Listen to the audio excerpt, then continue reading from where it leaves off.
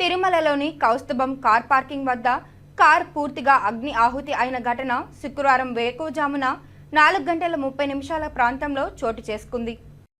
ప్రకాశం జిల్లాకు చెందిన నరేంద్ర కుమార్తో పాటు మరో 4 భక్తులు ఒంగోలు నుండి బయలుదేరి ఇవాళ వేకువజామున శ్రీవారి దర్శనార్థం తిరుమలకు చేరుకున్నారు. ఈ నేపథ్యంలో కారులో పొగలు రావడాన్ని గమనించిన కారులోని భక్తులు బయటకు పరుగులు తీశారు. దీంతో ఒక్కసారిగా మంటలు పూర్తి స్థాయిలో కారును చుట్టుముట్టింది. సమాచారం అందుకున్న ఫైర్ సిబ్బంది ఘటనా స్థలానికి చేరుకొని మంటలను అదుపులోకి తీసుకొచ్చారు. సకాలంలో కారు నుండి దిగి పరుగులు తీయడంతో ఎవరికీ ఎలాంటి ప్రాణహాని లేకుండా బయటపడ్డారు. అయితే ఒంగోలు నుండి నిర్విరామంగా కారు నడవడం చెంతనే ఈ ప్రమాదం సంభవించిందని ఫైర్ సిబ్బంది చెబుతున్నారు.